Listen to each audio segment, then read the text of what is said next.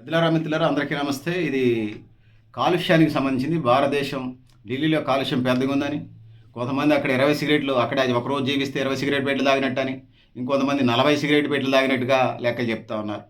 కార్లు కూడా alpha beat ఏదైతే ఉందో రోల్ నెంబర్లకు సంబంధించి సరిసంఖ్య బేస్ సంఖ్య విధానాన్ని పెట్టారంటే మీరు అర్థం చేసుకోండి. సో ఇది జల కాలుష్యంగా ఉంది, వాయు కాలుష్యంగా ఉంది, సౌండ్ కాలుష్యంగా ఉంది, అంటే ధ్వని కాలుష్యంగా ఉంది. ఇందుగా భూగర్భ జలాలు కాలుష్యం అవుతా ఉన్నాయి, సముద్ర జలాలు కాలుష్యం అవుతా ఉన్నాయి. కుక్కమోతి పిందెల లాంటి సైన్స్ అండ్ టెక్నాలజీ సమాజాన్ని సర్వనాశనం చేసి పడేస్తూ ఉంది. సో ప్లాస్టిక్ భూతం పేరుతో ఈ కుక్కమూతి పిందెలు వచ్చినాయి.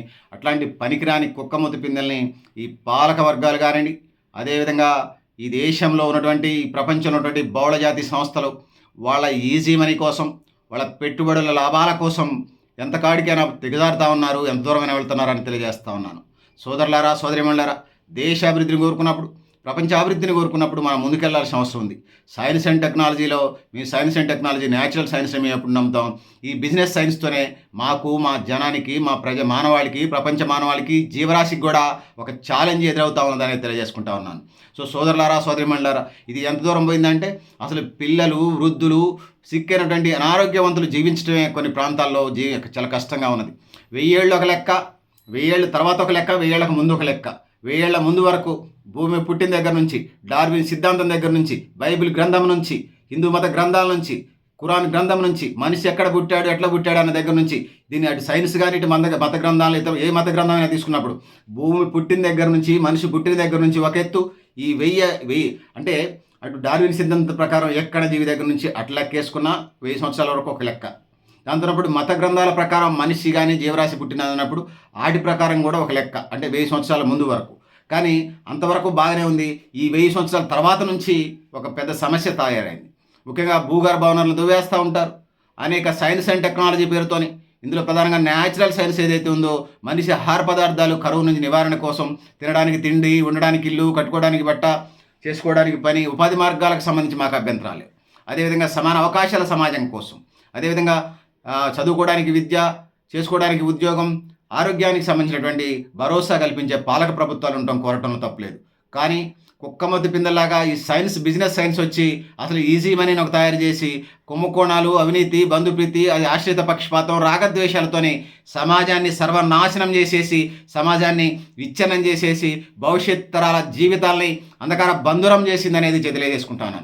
సోదరులారా, సోదరిమణులారా, ఈ దేశ అభివృద్ధిని మేము కోరుకుంటున్నాం. ఈ ప్రపంచ మానవాళి అభివృద్ధిని మేము కోరుకుంటున్నాం. ఇవన్నీ బాగుండాలంటే జల కాలుష్యం ఉండకూడదు, వాయు కాలుష్యం ఉండకూడదు, ధ్వని కాలుష్యం ఉండకూడదు, భూగర్భ వనరుల తవ్వకాలు ఉండకూడదు.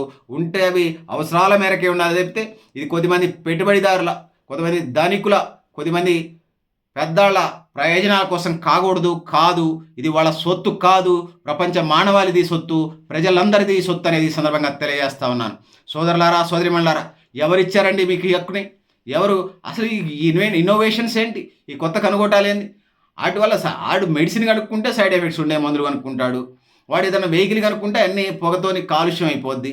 అసలు ఈ ఇన్నోవేషన్స్కి పెద్ద అవార్డులు, రివార్డులు, పనికిమాలిన ప్రభుత్వాలు, పనికిమాలిన అవార్డులు తప్పితే మరొకటి కాదు అనేది తెలియజేసుకుంటున్నాను.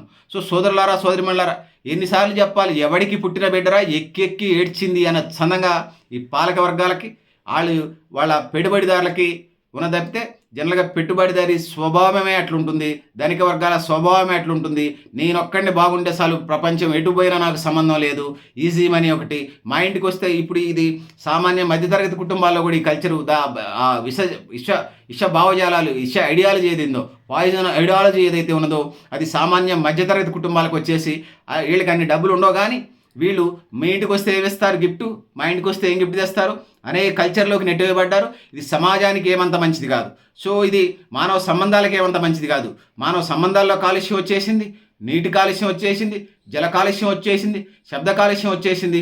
ఇందుగలడు అందులేడను సందేహం వలదు, అందెందు వెతికిన అందుగలడని దేవునికి సంబంధించి ప్రహ్లాదుడు ఒక పద్యం పాడతాడు.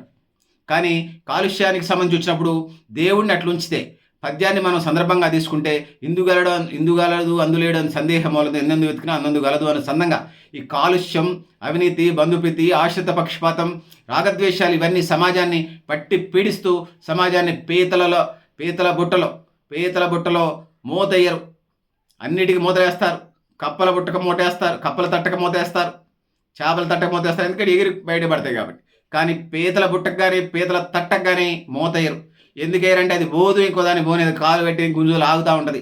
ఈ పెట్టుబడిదారులు, ఈ ధనికులు, ఈ పెద్దవాళ్ళు ఎవరైతే ఉన్నారో ఈ దేశానికి పట్టిన వాళ్ళు ప్రయోజనకారులుగా కాకుండా చీడ పురుగులాగా తయారయ్యారు. ఈ దేశ ప్రయోజనాల కంటే, ప్రకృతి పర్యావరణం కంటే వీటన్నిటిని సర్వనాశనం చేసి ఈజీ మనీ పేరుతున్న కొద్దిమంది లాభాల కోసం భూమిని అంతా దువేస్తూ ఉన్నారు.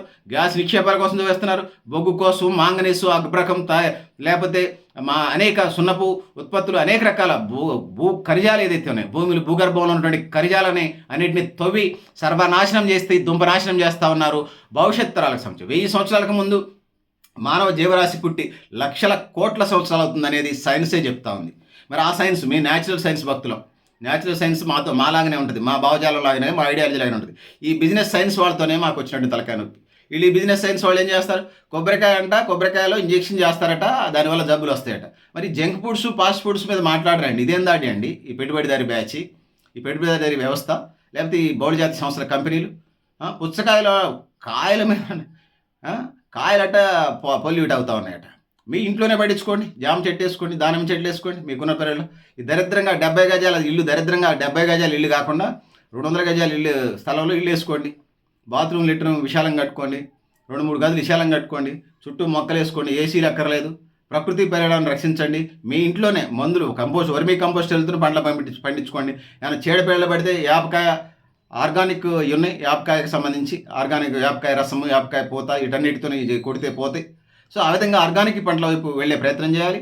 సో కుక్కమూతి పిందెలాగా ఇవన్నీ కుక్కమూతి పిందెలు అవి విత్తనాలుగా పనికిరావు, కూర వండుకోవడానికి పనికిరావు. సో ఎందుకు పనికిరాని ఇది. సో ప్లాస్టిక్ భూతం లాగానే సైన్స్, బిజినెస్ సైన్స్ సమాజం మీద అనేక రకాలైనటువంటి రుగ్మతల్ని, వాటి యొక్క భారాన్ని రుద్దుతూ ఉంది ప్రజల మీద, జనం మీద, జీవరాశి మీద. తద్వారా అనేక ఇబ్బందులు పడుతున్నటువంటి పరిస్థితి మనం చూస్తున్నాం. వీటిని అధిగమించాల్సిన అవసరం మీ మీద, నా మీద, అందరి మీద ఉంది. ఇప్పటికే దేశవ్యాప్తంగా నెహ్రూ కేంద్రాలు పనిచేస్తున్నాయి ఈ అంశాల మీద. అదేవిధంగా ఎన్జిఓస్ ప్రపంచవ్యాప్తంగా పనిచేస్తున్నాయి. ఎన్జిఓస్ నాన్ గవర్నమెంటల్ ఆర్గనైజేషన్స్, స్వచ్ఛంద సంస్థలు కూడా పిలుస్తారు. సో ఆ విధంగా పనిచేస్తున్నటువంటి వాటికి మీరు చేయాల్సిందల్లా ఒకటే, పాలక ప్రభుత్వాలు ఈజీ మనీ, డాలర్ల కొద్దీ $1 బిలియన్, $1 ట్రిలియన్ డబ్బులే కాకుండా ప్రజారోగ్యం, పర్యావరణం, ప్రకృతి, వీటికి సంబంధించి ఎంతవరకు అనేది కేవలం డబ్బులే అభివృద్ధి కాదు. డబ్బులు రావడం అవసరమే కావచ్చు, మానవ మనుగడకు సంబంధించి డబ్బులు ఇస్తే ఆహారం వస్తుంది కాబట్టి అది కావచ్చు, కాదనట్లా. కానీ ప్రకృతిని, పర్యావరణాన్ని మొత్తం నాశనం చేసేసి, జల కాలుష్యం, వాయు కాలుష్యం మొత్తం చేసేసి, ఆ శబ్ద కాలుష్యం మొత్తం చేసేసి, సో ఇతర దరిద్రాలన్నీ తీసుకొచ్చి భవిష్యత్ తరాలను ఎడిపోయి తీసుకుపోదాం అనుకుంటున్నారు. భవిష్యత్ తరాల సంగతి అట్లా ఉంచండి, సెకండ్ పేజ్లో చర్చించుదాం. మరి ఇప్పుడున్నటువంటి పిల్లలు, వృద్ధుల సంగతి ఏంది, ఇప్పుడున్నటువంటి సిక్ అయినటువంటి పిల్లల సంగతి ఏంది, ఆ డీజేలు, ఆ బడ్లు, ఒక్కొక్కడు డీజే పెడుతుంటే నాలాంటి 45-50 సంవత్సరాల మధ్య ఏజ్ గ్రూప్ వాళ్ళకే గుండెలు డక్కును అంటున్నాయి. నా ఒక్కడికే అంటుందా, ఇతరులు అంటుందని డాక్టర్లు కూడా అడిగారు. అది కామన్గా అట్లే ఉన్నాయని, మాకు కూడా అవుతుందని డాక్టర్లు కూడా చెప్తా ఉన్నారు. సో ఇది డాక్టర్లకి నాకు సంబంధించిన అంశమే కాదు, నా ఏజ్ గ్రూప్ వాళ్ళకి సంబంధించింది కాదు.